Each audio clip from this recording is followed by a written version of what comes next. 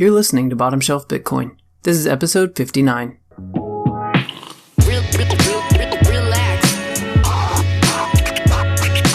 Enjoy your coffee. Okay. Good morning, everyone. Take a chill pill. Okay. Hey everybody, welcome back to another episode of Bottomshelf Bitcoin, the podcast that puts Bitcoin knowledge within everyone's reach. As always, I'm your host, Josh Humphrey, and today with me is Bitcoin Sign Guy, and we're actually not talking about that necessarily, but he's working on a new project called Urbit. BSG, welcome. Hey, Josh. Thanks for having me. I got to correct you, though. Urbit is a very old project. Oh, okay. It's actually older than Bitcoin, as a matter of fact. Not that I'm keeping score or anything, but yeah, it's actually interesting that that's the conception about it, because it's just been a very quiet project for a very long time. It was a research project starting in 2002, and then finally became real enough to warrant a startup called Talon, which I believe formed in 2013. So in its formal instantiation, yeah, it's younger than Bitcoin. But as far as like when the idea was first hatched, it's been a long time coming. Cool. So, and for anyone who doesn't know the Sign Guy reference, you were somewhat internet famous for holding up a sign behind Janet Yellen that said "Buy Bitcoin" at the amazing timing to where the scroll at the bottom said that they were not interested in auditing the Fed. I mean, yeah, there's no other aspect about me that would be worth celebrity. So I'll take it. Oh man. Okay, so tell us about Urbit. What is it? And then we'll kind of get into how it can apply to Bitcoin. Sure. So in the spirit of bottom shelf Bitcoin, I will say most simply, Urbit is just a new operating system. It's a computer, basically, that runs on top of your current computer, or at least if you have a Mac or run Linux. So basically any Unix-based machine. And it's a computer that has one goal in mind in terms of how it was designed. And that is to make it very easy for a person to operate a personal server. And I don't know if any of your listeners have ever tried to run their own email server or, host their own website, but it's incredibly difficult under the Unix paradigm. And it basically requires that you study to be a system admin. And so as you extrapolate this into what internet services are, you end up with something that looks like the cloud model today, where you have a user account on someone else's server. I have a Twitter account on Twitter's server, a Facebook account on Zuck's server, et cetera, et cetera. I store my documents on Google's server. And it's not so much that I, desire them to be my digital landlord. It's more so just that I don't have the technological capacity, even as a relatively tech capable person. I don't have the capacity myself to operate those servers, to run my own email. I've tried, but I don't. And so what Urbit does is it's basically a computer that, for very concrete technical reasons, is easier for the average person to serve their social data, their messages, their photos, their files to other people on the internet from. And so I think we could start there. Yeah, I was gonna push back a little bit when you said it's not easy to do, but then I thought about it and it's like all it is. It's services. There's a lot of services that have simplified the process, but you're not doing those things yourself. Um, Right. you you create a DigitalOcean account and you run you click their the one click install and it goes ahead and does Linux and installs WordPress on top of that or whatever, so that they have simplified the process. But then they have in varying degrees access to all of the data that you're putting on there. Right. It's really platforms all the way down. Yeah. And so instead of trying to, start with nothing, what Urbit actually does is prudent, which is it tries to just say, okay, the existing internet, let's just layer over that and put have Urbit basically be its own little virtual bubble that's going to be where your entire digital life in the future resides. And so this is why you basically currently run Urbit, say on your Mac, or you do, like you say, acquire a DigitalOcean droplet or hosting of some kind and just run your Urbit on a Unix machine. Yeah, so you could do it like on a virtual server sort of way. Mm-hmm. Exactly. So I also operate a company called Planet Market, which offers this type of hosting. Okay. So yeah, the I should clarify the different hats that I wear. I am working at Tlon, which is the company that basically spearheads Urbit OS development. And then, there's an ever enlarging set of sort of businesses in the Urbit economy. And so Planet Market is another one that is created to help people get their Urbit identity for the first time, to acquire an Urbit address, and then also to basically have a simplified means of hosting that computer. Okay. So, why don't we kind of go into the identity thing with Urbit? Sure. So the Urbit identity system is almost a technology wholly distinct from Urbit, the operating system. Okay. So essentially, the Urbit ID system is a new namespace, one that wasn't created by DARPA, and right. wasn't incepted with the priorities of the state and its affiliates.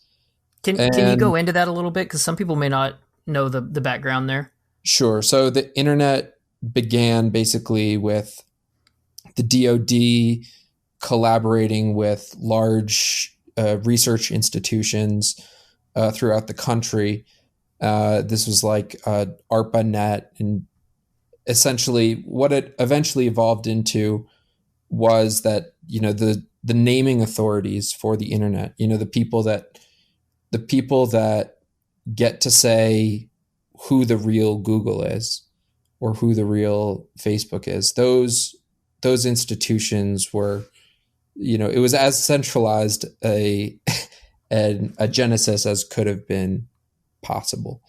And so Urbit says, well, let's have a crack at creating a private namespace.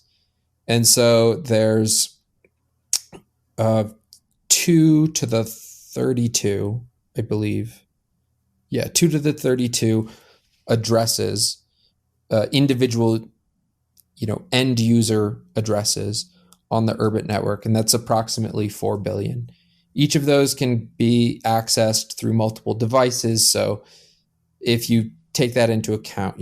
Basically every person or family on Earth could have their own identity, and then those identities are clients of intermediate routing nodes, and then those are the individual identities are known as planets. The intermediate nodes are known as stars.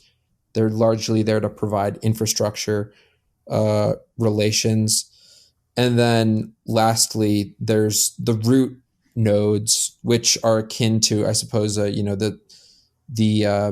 DNS, Okay. root nodes, which are known as galaxies, and there's 256 of those. And so the network is structured as a tree, primarily for the benefit of peer discovery. So if you want to contact someone on the other part of the network, you need to search for an IP address to contact them under. And so you climb up and then down the tree to query that who might be their sponsor if they know what IP address they can be reached at. And so then after you obtain their IP address, it's a purely peer-to-peer communication protocol. So if you want to read more about how that works, you can read the documentation on AMES, AMES. That's the name of Urbit's network protocol. But the Urbit identity is sort of the common citizen of that network. And because the address space is scarce, it solves one of the key issues with the current internet address space. One of the key problems with the way address space currently works, which is spam. So it actually is by design that it costs something to acquire an Urbit address. It doesn't need to be a ton of money. We think that planets are probably, have a long run equilibrium value of maybe $10 or so. But it's low, but it's high enough to deter a spammer from acquiring gigantic blocks of these addresses and spamming you forever with them. So one thing your listeners may not know, because the current internet is very, it's gotten very good at this, but it's full of spam. It's essentially a gutter of spam. If you go into if you have a Gmail account, I encourage you to open up your spam folder and see just the sheer quantity of trash email that you get every single day. I mean, it's staggering. And the only way that this has been, that the internet is remotely usable is because, we use, highly sophisticated heuristics to filter out the spam. Like that's, machine learning and all that stuff, which inevitably then further contributes to the centralization of the web, because you can only use email clients that have, those really nice spam filters going for them, et cetera, et cetera. So the question is, how do you solve spam in I don't want to use the D word, but a decentralized way that doesn't rely on just a strong man to screen it out and send it to the delete folder, or to ban Twitter bots, that type of stuff. And one part is make the names that you network under costly, and then second, make them essentially permanent, such that you can create useful reputation systems with them. So blacklists, whitelists, however you want to determine reputation. This is sort of an open question for Urbit. What types of reputation systems will emerge? But the Urbit identity is a very effective and versatile primitive to those reputation systems. And this was part of, I guess, Adam Back's proposal for, Hashcash was trying to deal with this problem back in the day with email and trying to make a small fee to send an email to prevent the spam thing. So, Right. Yeah, making it not terribly costly so that no one ever uses it, but just that doing it in large volumes is not desirable. Right. I admire that proposal. I just think people would rather buy a single identity up front than to have to pay internet postage. But I think that both. I agree. Yeah, I just was making the comparison of like making a small cost. Of course. In different, there's different ways to implement that, but making it cost something deters the spam. So. Right. So yeah, that's basically before we even get to Urbit OS. Yeah, Urbit ID is, I would say a large innovation in and of itself. I know that there's a lot of projects trying to solve distributed identity.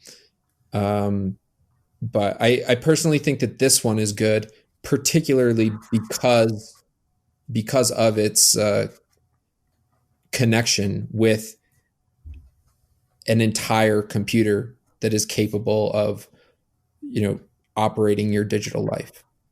And so that's I think why Urbit probably has the best shot between the different decentralized identity systems out there. You mentioned that it was that the identity system was more or less permanent.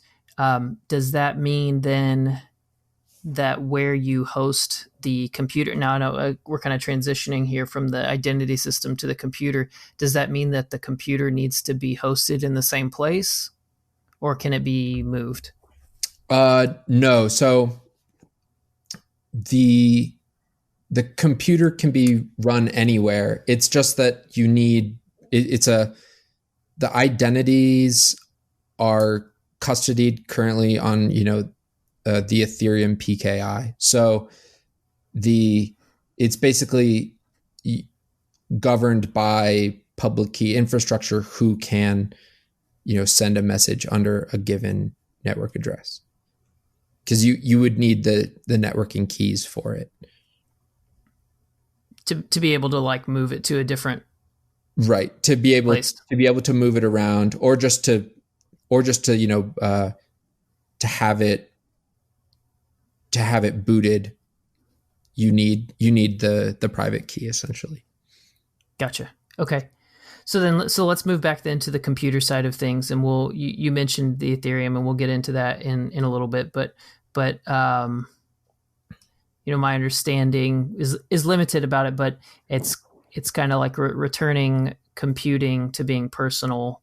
I like the minimalist interface, the not flashy, endorphin, dopamine hit kind of style. Mm-hmm, exactly. Yeah, that's been I think a great aspect of Urbit that wasn't. I'm not entirely certain on this, but it wasn't even necessarily in the original vision of Urbit, but it almost made sense. Like, oh yeah, we're making this new internet platform that's entirely user controlled. Why would we want it to look like, the casino jails of the cloud that basically do whatever they can to trap their users into, a cycle of platform addiction, really. I mean, if you read some of the literature about how notifications work, you realize that companies like Twitter, Facebook, etc., YouTube, they're simply trying to maximize the amount of time you spend on their sites. And I think there's some ethical critiques that can be very effectively and perhaps easily made of those practices. Yeah, so it's interesting. I actually just made the switch to Graphene OS for my phone, and that's probably bad OPSEC for me to just say it, but whatever. And the kind of, you can view it as a downside or a good side, and I'm trying to figure out where I'm at with it. The notifications for a lot of apps don't work if you don't use the Google services, and so while it can be a little bit frustrating, it's a process that I'm trying to get used to, because it's actually really freeing when I'm out with my family or doing something and I don't have my phone going off all the time. So yeah, the minimizing the notifications is kind of a freeing thing. Right. Yeah. They don't call it the attention economy for nothing, right? Yeah. When the product is free, you are the product. Right. Exactly. Like exactly. It's hard to make people understand that.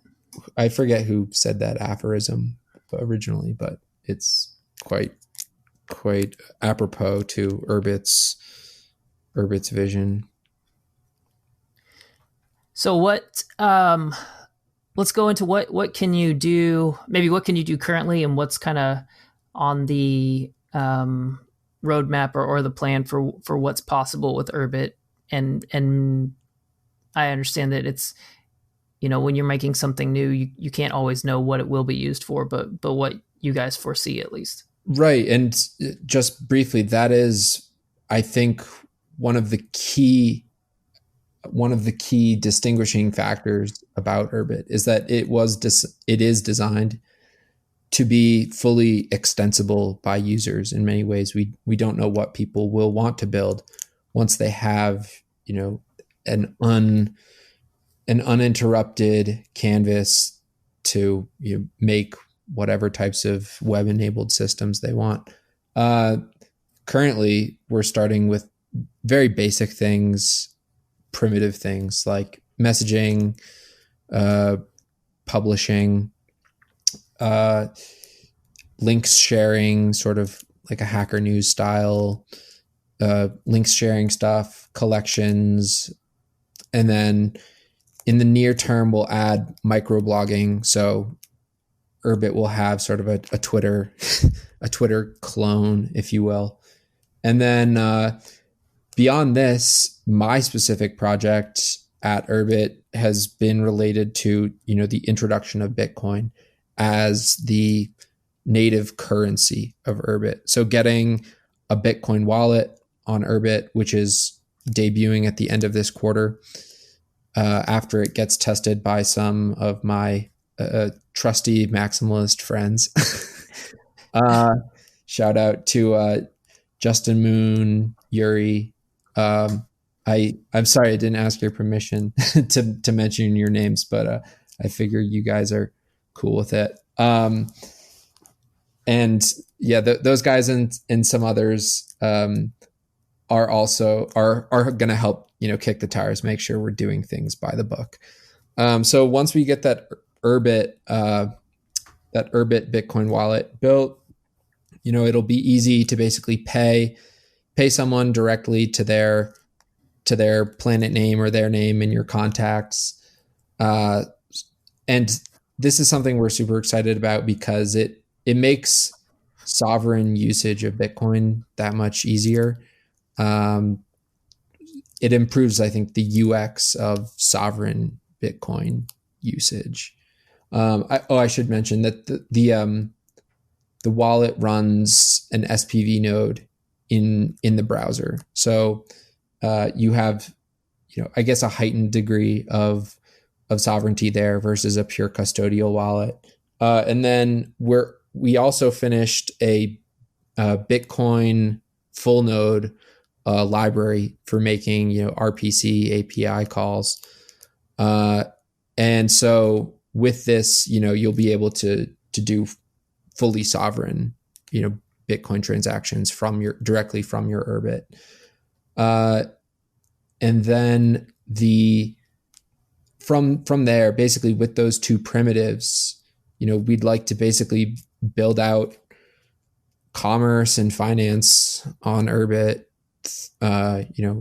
using Bitcoin. So a Bitcoin storefront that you can host on your Urbit and, charge people with Bitcoin. Or my original interest was making a peer-to-peer Bitcoin exchange, very much in the style of BSG or HODL HODL, where basically you can use your Urbit identity as a point to accrue marketplace reputation. And so that's been, I think, a large barrier to P2P Bitcoin markets taking off is, how do you solve reputation in a decentralized manner? And so I think that there will be strong potential there for developing an exchange that can respect privacy, but can also give users strong reputational assurances about their counterparty. And so, that's in the future, but, not so far in the future. Building apps on Urbit is, the Urbit OS is written in a functional programming language called Hoon. It's very powerful. So, one man can basically do the work of 10, with regard to, developing new applications. I guess my question is what makes this better or different than just running your own, say, Ubuntu VirtualBox or virtual, some kind of virtual machine, even if it's not on somebody else's cloud, on your home computer. What makes this better than just spinning up a virtual server? Well, that those servers, I suppose, within the Linux paradigm just are not that user friendly to new developers. Whereas, Urbit's Hoon is pretty easy. Once you get going with it to, make, capable software. I would just say that, the things you mentioned are really for people that are, already capable system administrators. Are there resources already that exist for someone to go out and learn to program with Hoon? Yeah, actually there's, there has been a program called Hoon School, which Talon has been running, but now it's transferring to a new organization called Hooniversity, and they're almost done with their website. It will be out soon, but regardless, you can also just read there's lessons on how to, use Hoon in the urbit.org documentation section, and it's incredibly thorough. I am not really a technical person, but I've been able to, learn how to do basic things with it. So I would encourage anyone who's interested in making, a decentralized app for Urbit to go check that out. Right now you've got messaging links. I see this as now. Would you say that the messaging is end-to-end encrypted? Yeah, I guess it's because it's peer-to-peer, right? It is, yes. Though I should caveat that by saying that Urbit, one of the projects this year is to pass a security audit. So, we say it's end-to-end encrypted, but I wouldn't take that to the bank until we pass the security audit. But, we believe that, it is, it works as advertised. It's just, I can't make that specific claim yet. Sure. So this might be good for, we recently saw the acquisition of Keybase by Zoom, and best case scenario, that means that Zoom gets its encryption issues fixed but I think there's legitimate concern by a number of groups that use Keybase that it's kind of the spells doom for the end-to-end encrypted messaging side of Keybase. Yeah, So this might be a potential haven for that group. Of course. Yeah, I would certainly invite any Keybase groups that are looking for end-to-end encrypted chat. I mean, obviously I can't make the claim that Urbit is what Keybase was currently, but it's certainly our intention to become that, by the end of the year. But moreover, I think the point that can be made is that, Keybase was bought by Zoom. Like it would be impossible for Zoom to basically, buy Urbit. And we can talk about that basically. Like there's 80 people that own the 256 Urbit galaxies. There may actually be more, but we know of 80. And so to control the Urbit address space, you'd have to acquire at least 129 of those galaxies. And so this type of collusion could basically never happen. Not only that, but it's incredibly expensive for a company to try to even acquire all of the Urbit galaxies. And so they're also owned by extremely stubborn cypherpunks. So that's good to know. So basically, this sort of gives you an idea that Urbit has this great, inertia of people that believe in its mission. And it is unlike Keybase, I mean, not to keep memeing the D word, but, decentralized to the point where it's incredibly difficult to co-opt. Now, let me back up on what you said there for a second. So the galaxies, that's the root node? Yeah, those are the root nodes. Okay. So how much control, someone who has a galaxy, how much control do they have of the stars and planets downstream of that? So, they can decide to not route packets for them. But that's basically as far as it goes. You can, as any client node or client address rather, addresses that are farther out on the tree, you can, Urbit prioritizes radical exit as its governance mechanism. So if you think that one of your infrastructure providers is abusing you, it's essentially, one click to escape and find another one. And so we actually think that there will be a robust market for, good infrastructure that essentially incentivizes people to, get, deals on, routing, storage, content delivery, whatever. What have you, and minimizes, abuse, like, privacy intrusion, that sort of thing. So you would just, you could go off and join another star or whatever. Yeah, exactly. So yeah, if you were, so one situation that we've seen already is you have the NFT exchange OpenSea. Anyway, it's like it's one old place that sells Urbit address space, but a lot of the planets that they sell are under inactive stars.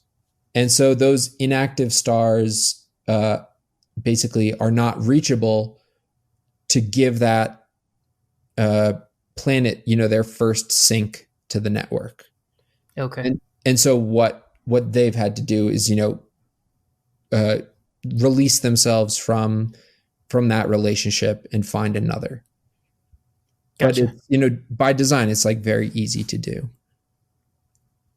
All right, now let's kind of go back. You mentioned earlier, and I think that a lot of people who are, I mean, you talked about having Bitcoin maximalists in there, but I know from looking at it myself and then talking to you that there is tie-in somehow with the Ethereum ecosystem. So what is that about, and what is, because I think that's probably going to be the strongest objection. And I know, like we've mentioned Keybase a number of times, and that was a lot of people's objection with Keybase, was that they got involved in Stellar. And I know that like at some point, you know, when you are a centralized entity, you know, developers got to eat too, right? And so I think that was kind of the issue with Keybase, why they got involved with Stellar, and then why they were acquired by Zoom, is because it was not a profitable, you know, open source is not always profitable. Right. Exactly. So sure. I would say on the Ethereum question, there's a couple points that I can make initially that have, you know, already been made by people at Urbit, which is primarily Urbit is not taking the side of Ethereum. We are currently like using Ethereum, if you will. And, you know, the analogy was made like, oh yeah, every band that ever, you know, signs to a label says, oh yeah, like the label's not, you know, using us, we're using the label for like distribution. But in the case of Urbit, it is like legitimately true. I think that Urbit has one of the least involved integrations with like the Ethereum PKI. It simply was like, they originally looked at Bitcoin, right? Because they wanted namespace to be secured by, you know, the tools of the 21st century, i.e. like a blockchain. Because if you want to have, you know, cryptographic ownership of something, it makes sense that way. So they looked at Bitcoin, but as we both know, you know, the computational offerings of Bitcoin are relatively limited currently. And so they chose Ethereum basically out of, you know, practical necessity, not out of some, you know, moral or aesthetic, you know, attraction or endorsement. And so this also means that in the future, you know, the Urbit PKI can be, you know, migrated off of Ethereum. You know, if Bitcoin developed a capability to be able to host the Ethereum PKI, I'm sure probably a majority of Urbit users would prefer that, because it is, you know, the strongest chain. So, you know, we're on Ethereum for the time being, but yeah, by no means permanent. And also, the choice to use Ethereum was also like an alternative to rolling our own blockchain, which, you know, was entirely, you know, pointless in our estimation. It's like we're out to make a deterministic operating system, and you know, that's a big of a challenge enough. It's like, do we also have to solve the Byzantine generals problem? Like, please, I hope not. Yeah. So yeah, I guess that was going to be my question, is then like if at some point, and I think probably I would get crap for saying this, but I think Ethereum's going to be around for a while. Whether I agree with it or whether I think it makes economic sense or whatever, I think it's probably going to be a while before Ethereum totally collapses. But if it were to collapse, what does that mean for Urbit? Sure. I mean, they addressed this when they chose this, and I think they called Urbit, or excuse me, the Urbit creators called Ethereum, you know, like flaming, what was it? Like a flaming trash or something like that. And they very much were aware that it has discretionary human governance and could utterly collapse politically, especially given, you know, the centralization of, you know, the cult of Vitalik, et cetera. And so as political conflict grows on Ethereum, if it grows, the decision or the decision to migrate Urbit elsewhere would certainly be, revived. So whether that's, and also not to mention like the root nodes, the galaxies, as a federation, they could self-host the Urbit PKI. You'd have to trust that they're as, the Urbit network would only be as decentralized as those galaxies, but that's, another alternative that always exists.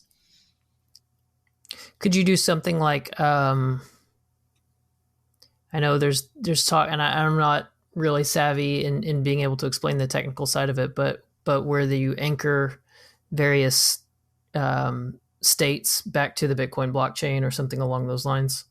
I had thought of that, and I've basically been pursuing this as a research question, sort of on and off with Bitcoiners I know of. I'm probably not going to be the Bitcoin genius to engineer something like that, but I do know that there's Bitcoiners who are motivated to pursue those research questions, like the liquid or elements side chains that Blockstream runs. Like, I've looked at those.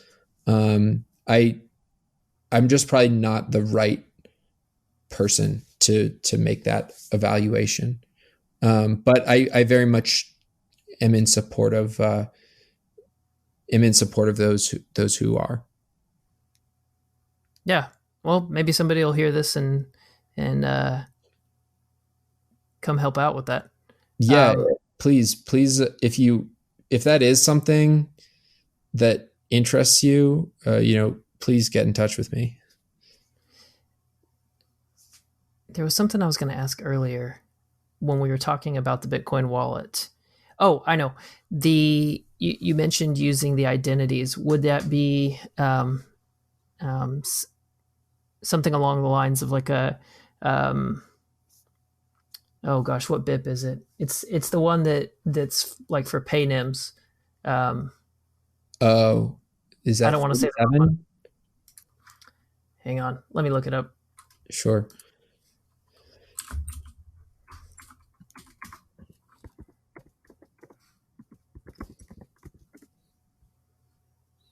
$47. Yeah, I think it's 47. That's what I thought it was, but I didn't want to, make an idiot of myself and say whichever one, the one that BitPay's terrible codes were. Right. So, yeah, 47. The reusable payment codes. Would it be something along those lines, or its own thing, or sort of? So the way it works is, you would pass someone's Urbit address into, the field of the payee, and when you do that, it would ping their ship. We call computers, an instance of an Urbit computer, a ship. It would ping their Urbit for a receive address, and so this makes it so that it's private. You're getting the address in a peer-to-peer fashion as well. So then their ship would send your ship back an address to. And yeah, exactly. And then and then you can pay that address directly. The wallet will also have a feature where, so the Urbit addresses are cryptographic assets, right? So you have a seed that's associated with your Urbit address.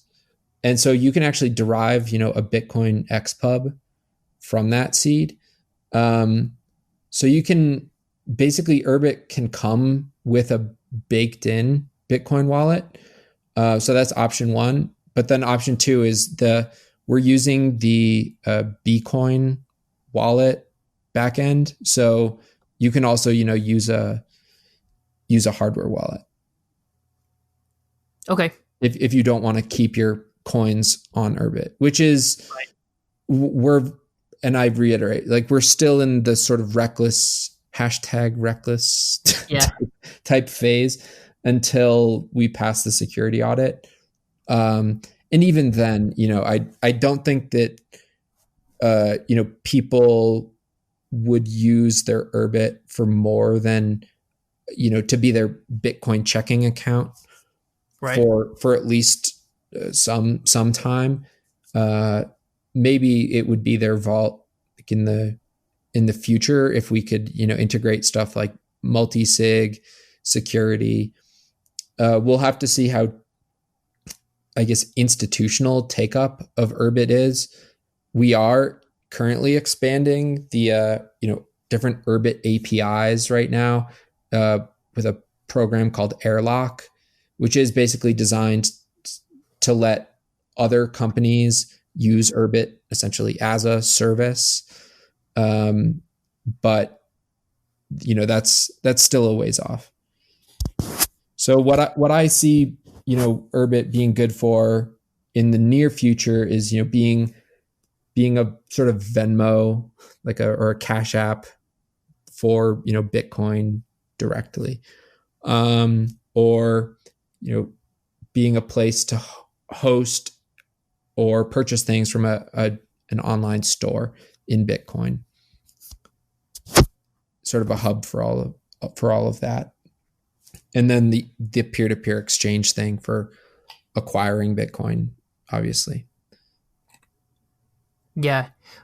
What are the coolest things that you've seen non-Bitcoin related for Urbit? Non-Bitcoin things? Yeah. So, I mean, I'm very excited about the microblogging, the Urbit Twitter. If any of the listeners have an idea for a name of what Urbit Twitter should be called, I'm all ears. I think almost anything is better than herb. so that's something I'm really looking forward to. It's also interesting that we're building this at a time when Jack is looking, engaging in initiatives to, decentralize Twitter, which, I don't think could ever come from Twitter. It's like you can never convince someone to coup themselves. Right. There's no the notion of we'll decentralize later is an utter farce. So I think that basically seeing an Urbit version of all those centralized platforms that we currently use is what interests me the most. And then not only that, but an early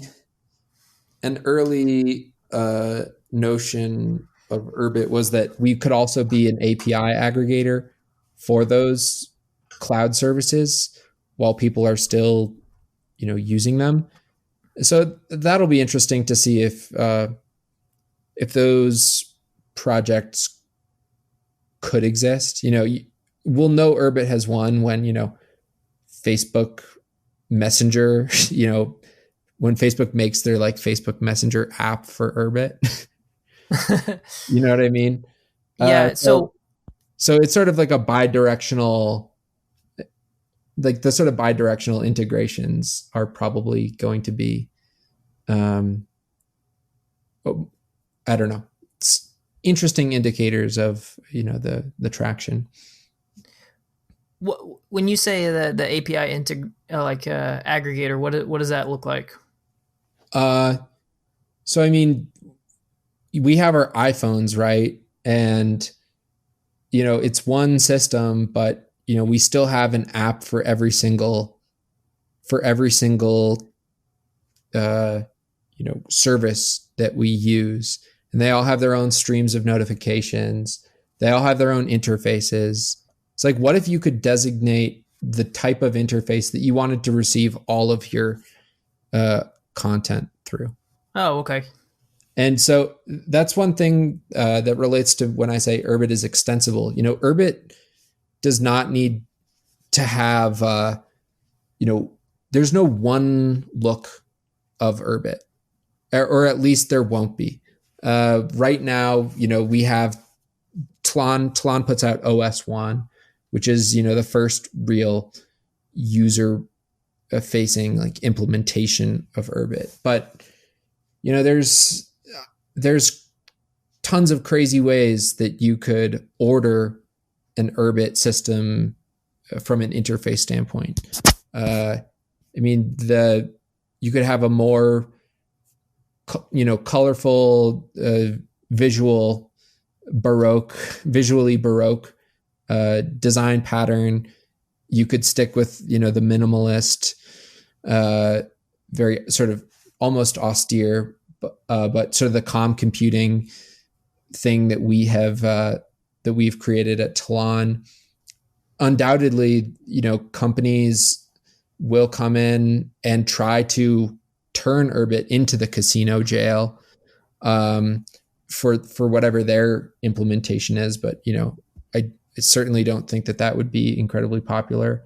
I even spoke to one guy that wanted to create basically a voxel interface for Urbit. Like voxels are those 3D cubes you see like Minecraft. Like imagine walking around a map and hitting a block, to send a file or some stuff like that. Like it can, like, the only limit is really the imagination of the user with Urbit, I think, which is what makes it so exciting. Why do you think, I guess this is kind of a twofold thing. When looking at, this is some time off from now, but let's, being optimistic that Urbit takes off. And when you talk about kind of that transition to a large number of people making use of it or companies coming in, what you said, you don't see that being very popular. The going back to the casino jail style, very flashy, very enticing, kind of advertise heavy, bright colors. Those kind of things are making use of, to some extent, systems that are just like biologically in us, right? So what makes you hopeful that that's not going to take off or take over on Urbit? Right. Well, I think it's somewhat inherent in who the founding cohort of Urbit users are. We're basically the privacy maximalist minority rule that's basically imposing Urbit on the world. You're familiar with like Taleb's minority rule. Mm-hmm. Like, why is all the lemonade in the grocery store kosher if, there's only 1% of people in the country who keep kosher, that type of thing. The users of Urbit essentially are intolerant to give up their privacy. Yeah, it will be all applications of that sort that are established first on Urbit, and so I think that's really the spirit of the project. So by the time somebody who wants all of your attention the time the cloud megacorps realize it's basically too late for them. There's an open social protocol for every type of media, et cetera, et cetera.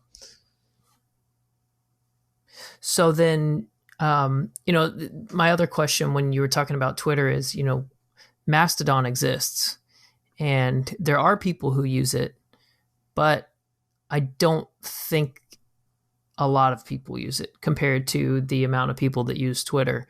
And there's kind of that first mover advantage. So, is this something that, and I don't know, I'm just kind of thinking out loud here. Is this something where you don't want, like, you want to be selective in who you, in the same way that maybe we should have been with Bitcoin in the beginning, be selective with who you shill it to and who you try and convince to migrate, or do you just tell everyone about it? Or what's your thoughts on that? I think that there are, key affinities, people that have, pre-existing affinities with Urbit, like Bitcoiners, for example, people that value digital sovereignty in an incredibly sincere way. I think that Mastodon users also, take that seriously. I wrote a blog post about this a while back, but the realization is really that there's the virtual realm is basically subsuming the realm of the real, and so more and more of our lives, our sovereignty, our ability to just do things is bound by the cybernetics of digital systems. And this is easily proven. Like, would you rather get pickpocketed or sim swapped? Like, one is clearly much more devastating or potentially so. And so we essentially need to sharpen our tools that give us autonomy in the digital space, and it's basically up to us to build this through stuff like Bitcoin and Urbit. I mean, the realization is really that a server, a digital store of information is an instrument of sovereignty. It's an instrument. It's a way of wielding power virtually. And Urbit is a server just like Bitcoin is a server that seeks that same end of like own your keys, own your data. Yeah, and I see it as something that is a tool to be used, rather than a lot of these things are kind of trying to, they won't come out and say this, but a lot of them are trying to control you in various ways. Absolutely. The notion of, cybernetic capture is certainly not lost on me and many of my, partners at Tlon and other people throughout the Urbit ecosystem. So, it is with a certain deadly sincerity that we, are trying to, bring this project to term. So what is, if you had to cast a vision of the future that you wanted, like, where is that line between making use of technology so that we're not, Luddites living in the woods? I love the woods and I love nature. I'm just saying, I think there is a place for technology, and I think we can't totally ignore it. But where's that line between we use technology, we make use of it to, as tools to further our goals, but without letting it control us? Right. I think that by being our own, Urbit gives the ordinary user the opportunity to be their own cybernetic master, essentially. Like, you control the flows that reach you. Everything on your computer is run by you. If you want to stop sharing, a stream of data that you generate, it's the valve is there at your disposal. So in many ways, Urbit really is a way to return computers to just the dumb computational machines that they were originally meant to be. They originally called the first usage of the word computer actually referred to a person that crunched large numbers for scientists and mathematicians. They were called, like, I think I saw a photo recently, like Albert Einstein and his computer, and it was a man who who literally iterated the equations that Einstein was working on. And so uh, we've ever since the ever since we sort of started using digital computers and imbuing them with the soul of artificial intelligence and all of that, they've been perniciously perniciously incorporating themselves into our lives to an increasingly disproportionate extent. And so I think that by dumbing it down, we can actually stem that trend. So Urbit helps us avoid the matrix. Yeah, I mean, obviously, if you're a transhumanist accelerationist, I'm sure you can figure out a way to use Urbit to dive ever deeper still.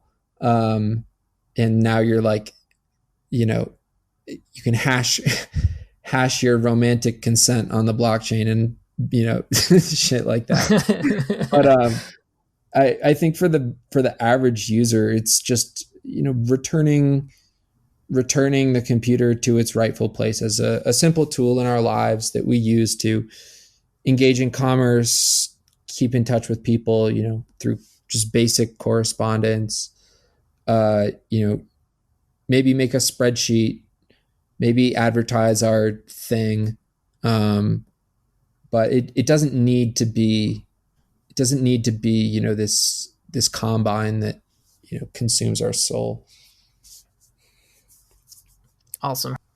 If somebody wants to try Urbit out, they need to go purchase an Urbit ID, and then what kind of hardware requirements are there to spin up a ship? Is a ship, right? Yeah, ship. Yeah, ship is sort of the neutral term between whether you're a galaxy, a star, or a planet, or a comet. They're all basically ships. Wait, hang on real quick before this. You mentioned earlier a name for the microblogging thing, and I was thinking, like, does it have to be like a astrological theme to the naming system, or you guys have different nomenclature for everything? Yeah, I know. So a lot of people accuse Urbit of being an art project because of its adherence to colorful vocabulary. It does not need to adhere. It does not need to adhere to any preordained pattern. Though there are many patterns within the Urbit universe. I totally put us on a tangent. You were talking about like what the hardware requirements are. The hardware requirements currently are you need to map, I think, 2 gigabytes of memory. We've gotten them running on Raspberry Pis, but my first install was just on a MacBook, and now I have my Urbit running on a VPS in the cloud, and that lets me access it anywhere, anytime. And I have relatively good privacy assurances about that VPS. And so that's probably how I think most normies will interface with Urbit in the future, as opposed to running it. Though I think that really depends on the evolution of the server at home in a box product. I know that Casa has sort of struggled with this. I know that there's other companies in the Bitcoin space like Nodal, or I think Samurai has a node in a box. Like, if these take off, certainly Urbit could dwell there for the ultra sovereign, power user of Urbit.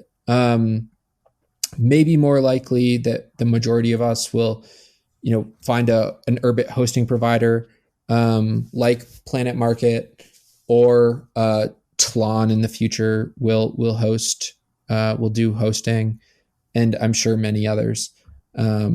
So it's sort of, you can pick up Urbit at your own speed, sort of like how, you can run a Bitcoin node if you're a Bitcoin power user, or you can, just use a, custodial wallet if you're not. You're gonna get crucified for saying stuff like that. I mean, hey, I do you know where your keys are? Do you? I mean, I have my full node, so I personally advocate it.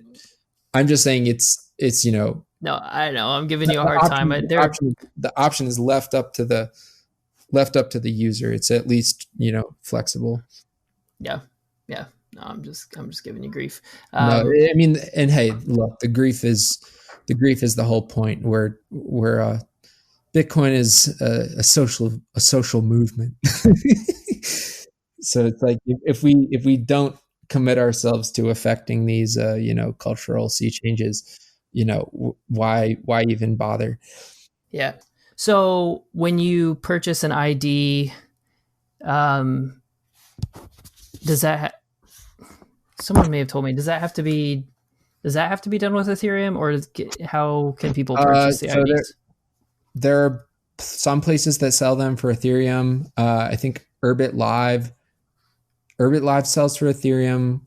Planet Market sells for Ethereum, Bitcoin, and USD. I think Urbit Live might also be adding USD, but I'm unsure. I think DigitalOcean requires Ethereum, but in the future, I think that the norm will be just USD. Okay.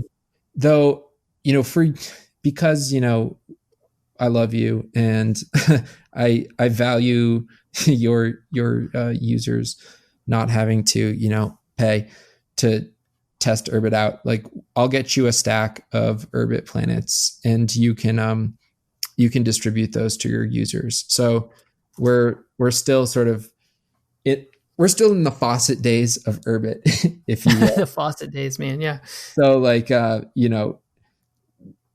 especially if you're still mounting the wall of skepticism about Urbit, like, just try it out. I'll get you some that you can distribute. Okay. So, yeah, your users. We'll figure out a way to distribute those for those listening.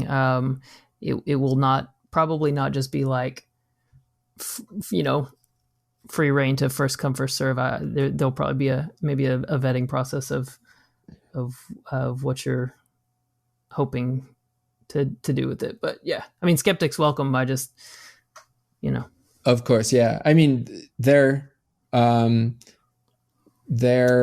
probably we're still like trying to basically make the system the sort of Urbit address acquisition flow a little smoother.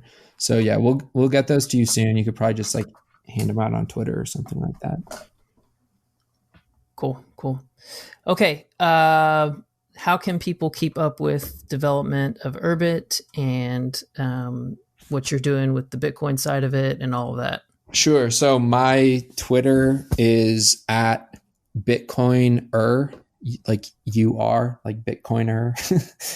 It's like my crappy pun. The name on that account is Urbitcoin. So if you hit me up there, my DMs are open. I can get you, squared away with a planet, and also, add you to my Urbitcoiner group on Urbit, which is our little discussion and dev group for building out the wallet, the node integration, like all that stuff is sort of flowing through there these days. So I encourage you to reach out. Otherwise, it's just urbit.org. That's really got a ton of useful resources. And then one thing I might highlight on urbit.org is there's a section called community grants. So if you listen to this interview and are sold on Urbit, and you have a group that has been displaced from whatever platform you were previously coordinating on, and you want to try Urbit wholesale, we have a community grants program to get everyone in your group like a free Urbit address. So I would encourage you guys to check out that if you have, a bunch of friends that all want to try out Urbit together. Very cool. So Twitter's the best way to get a hold of you for that? Yeah, that's actually just urbit.org, I think /community grants or something like that. But it's on the urbit.org website. You don't need to, process that one through me. Okay, cool. And we'll have links in the show notes for that kind of stuff. All right, man. Well, we're at like an hour and 15 total time here, so I want to make sure I'm not taking up too much of your time. But no, not at all. Anything man. else? Thank you so much for having me on. And yeah, anyone, if you do get on Urbit, hit me up. My planet name is pindet-timmut, PINDET-TIMMUT. And so yeah, shoot me a DM on Urbit, and I'll add you to the Urbit Coiners group. So hope to see you all online. Yeah, awesome. And I'll put that in the show notes as well, that link. And at some point when I get my stuff set up, I'll put that in the show notes as well and blast it out and everything like that. So I look forward to trying this out, and hopefully we can get some people that are interested in learning this stuff and expanding it for the good of mankind and Bitcoin as well. So I mean, yeah, I know I'm being a little outlandish there, but it doesn't necessarily have to be. There you go. Yeah. Urbit is just, make the computer dumb again. Yeah. Can we get some MAGA style hats that say that? Yeah. Make computing stupid again. Exactly. Anyway, thanks so much for having me, man. And I hope to see you, back on the Bitcoin conference circuit once this quarantine biz is all over. Right. Yeah, that will be good. It'll be good to see people in real life again. So. Very good. All right, well, take care, and I'll catch you soon. All right, likewise. All right, guys, that's the episode for today. I hope you enjoyed that interview with Bitcoin Sign Guy. You guys check out Urbit and follow him on Twitter at Bitcoiner, BITCOINUR. I'll have links in the show notes for all of that. And then follow me, obviously, on Twitter at BottomshelfBTC. Send me a DM if you are interested in getting in on that development side with Urbit. I'm not exactly sure what that process is going to look like I said, of distributing those identities. But if that's something that you are interested in, like I said, DM me and kind of give me an explanation of what you think it could be used for, what you're wanting to either try out or look around at, and we will find a way to try and make the most of those identities. I'm not looking to hoard a whole bunch of them. I just don't want to give them out to, 5 people who aren't going to do anything with it either. I want it to be a beneficial thing for Urbit as well. So, like I said, you can follow me on Twitter at BottomshelfBTC. If you want to support the show, remember the best ways to do that is subscribe so you don't miss any episodes. Share this episode out with your friends. And then, another good thing is always to leave a review on iTunes or someplace like that, so that helps boost the ratings. It helps more people see the show and stuff like that. If you want to support beyond that financially, you can go to bottomshelfbitcoin.com/donate, and there are ways there that you can support me. And also, if you are interested in free market ideas and liberty, there's this great book series called The Tuttle Twins. If you go to bottomshelfbitcoin.com/kidsbook, they are geared towards children, but they're also really great introductory books at an easy to understand level of, like I said, free markets and liberty and these kind of ideas just put in a very simplified way. Doesn't change the price of the books. I just get a little kickback for the show for you using my referral link. So I have those books for myself and my kids, and we love them. So I would never, put something out there that I didn't use myself. And that's going to do it for this week. From Bottom Shelf Bitcoin, I'm Josh Humphrey. Thanks for listening.